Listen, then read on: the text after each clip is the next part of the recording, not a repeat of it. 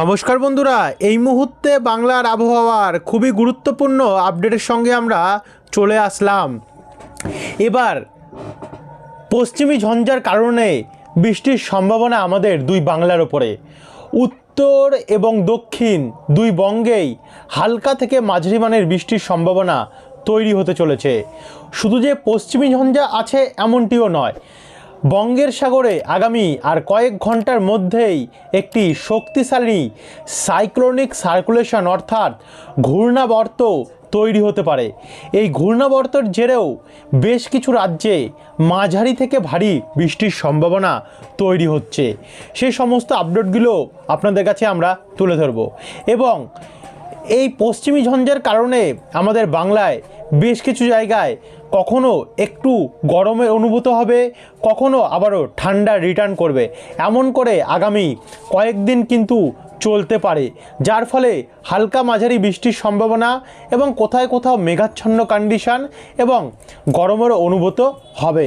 তো চলুন আপনাদেরকে দেখাই আমরা কোথায় কোথায় কেমন থাকবে আবহাওয়া, কেমন থাকবে আগামী 10 দিন আমাদের গোটা পূর্ব দিকের রাজ্যগুলির কন্ডিশন এবং কোথায় কোথায় বৃষ্টির সম্ভাবনা থাকবে, আর ঘূর্ণাবর্ত কোথায় গিয়ে আছড়ে পড়তে পারে, যেটা দুপুরের আপডেটে আপনাদেরকে আমরা দেখাইনি সেটাও দেখিয়ে দেবো।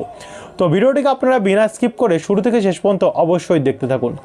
ভিডিওটি আপনারা কোন জেলা থেকে দেখছেন, আপনাদের জেলায় আজ আবহাওয়া পরিস্থিতি কেমন চলছে নিচে আমাদেরকে কমেন্ট করে জানাতে ভুলবেন না এবং ভিডিওটি ভালো লাগলে লাইক করে দিয়ে আমাদের চ্যানেলটিকেও সাবস্ক্রাইব করে রাখতে ভুলবেন না।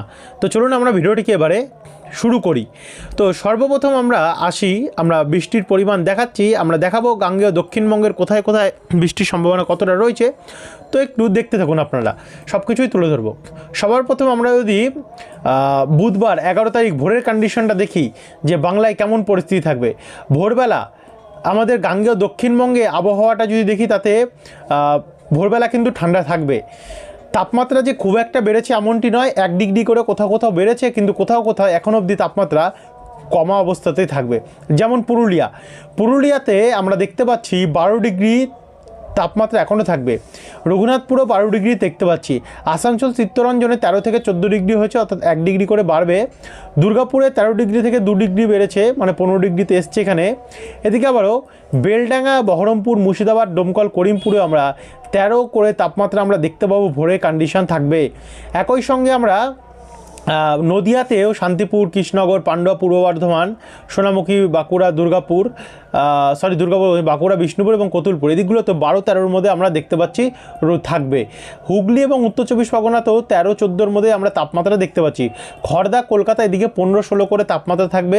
ঝাড়গ্রাম এবং চাকুলিয়াতে 13-14 করে আমরা তাপমাত্রা লক্ষ্য করতে পারছি।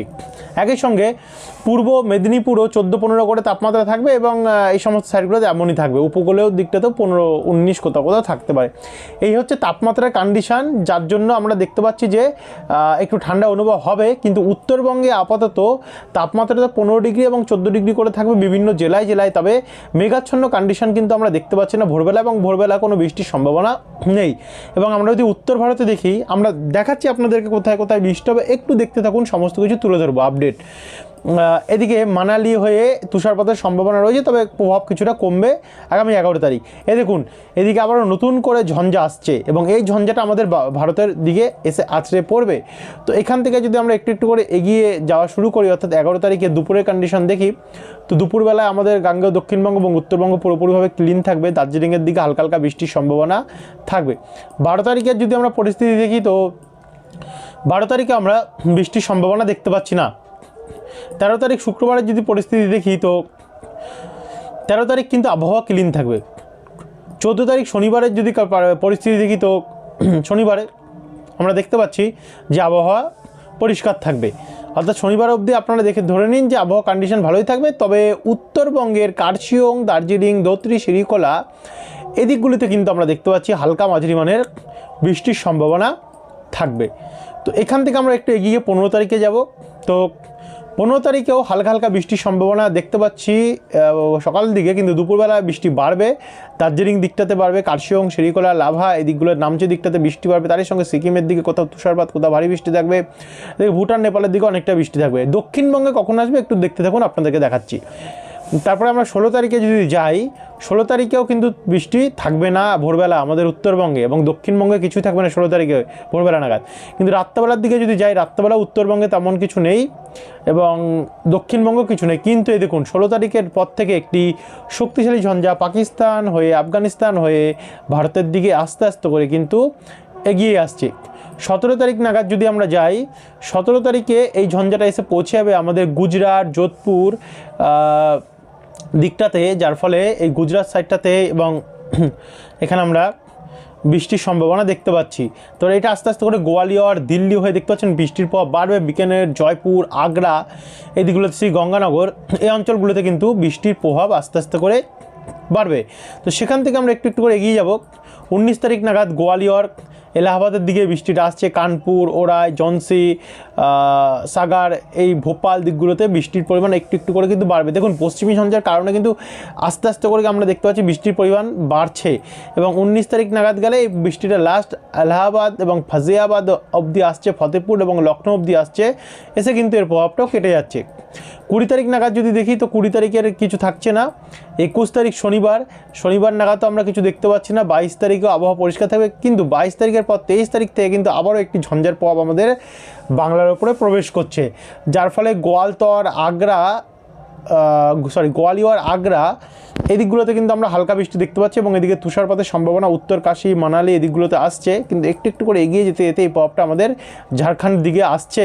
ঝাড়খণ্ড হয়ে উত্তরবঙ্গের দিকে সবার প্রথম প্রবেশ করছে, যেটা শিবগঞ্জ, হরিশ্চন্দ্রপুর, মিনাপুর, রায়গঞ্জ দিকটাতে, মালদা এবং দক্ষিণ দিনাজপুর দিকটাতে হালকা বৃষ্টি রয়েছে। এদিকে ভাগলপুর দিকটাতেও বৃষ্টি রয়েছে, আর এদিকে গয়া, সাসারাম, বিহার হয়ে আমরা দেখতে পাচ্ছি যে ঝাড়খণ্ডের দিকেও এই বৃষ্টিটা প্রবেশ করছে। তারপরে বৃষ্টিটা এসে প্রবেশ করবে আমাদের বাংলার দিকে। বাংলার কোথায় কোথায় প্রবেশ করবে, আমরা যদি একটু এগিয়ে যাই, গাঙ্গেয় দক্ষিণবঙ্গে ধুলিয়ান হয়ে জঙ্গিপুর, ফারাক্কা দিকটাতেও, মালদা দিকটাতে প্রবেশ করছে। তারই সঙ্গে এখানে গোমাস্তপুর, নবাবগঞ্জ, আদমদিঘি, বগুড়া, গোরঘাট, বালুরঘাট এদিকগুলোতেও বৃষ্টির সম্ভাবনা আমরা দেখতে পাচ্ছি। তবে বাদবাকি জায়গাগুলো একটু ক্লিন থাকবে, এবং আস্তে আস্তে করে এটা দক্ষিণবঙ্গে প্রবেশ করবে। দক্ষিণবঙ্গে প্রবেশ করতে করতে বিকেল 4টে বাজবে, যার ফলে পূর্ব বর্ধমান, পান্ডুয়া হয়ে এদিকে নদিয়া, শান্তিপুর, তারপর হচ্ছে মেমারি, দাসঘরা, পান্ডুয়া, কতুলপুর, আরামবাগ, পাবা, আমলাগোড়া, শিমলাপাল, চন্দ্রকোনা, খাতড়া, বলরামপুর, পুরুলিয়া, বাঘমুন্দি, শোকলারা, জয়পুর, জালদিয়া, পাড়া, দুর্গাপুর, আসানসোল, চিত্তরঞ্জন, সিউড়ি এই দিকগুলোতে আমরা দেখতে পাচ্ছি, আরামবাগ, জামশেদপুর কিন্তু বৃষ্টির সম্ভাবনা রয়েছে, অর্থাৎ হালকা মাঝারি বৃষ্টি চলবে এই দিকগুলোতে। তারই সঙ্গে দিকে বগুড়া, নন্দীগ্রাম, শিরিশবাড়ি, পিরোজপুর, বাসন্তী, ময়মনসিংহ এদিকগুলোতে বাংলাদেশের বৃষ্টির সম্ভাবনা দেখা যাচ্ছে।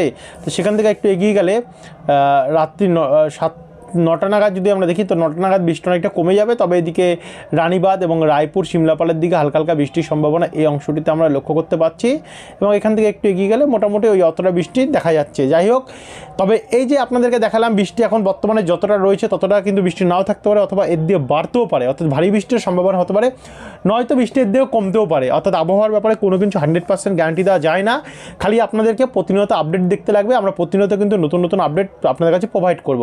একটা আপডেটের উপরে আপনারা ধরে থাকবেন না, আবহাওয়া সবসময় পরিবর্তনশীল। এদিকে দেখুন অরুণাচল প্রদেশ সাইডে ব্যাপক হারে বৃষ্টির সম্ভাবনা, কোথাও কোথাও তুষারপাতের সম্ভাবনা রয়েছে।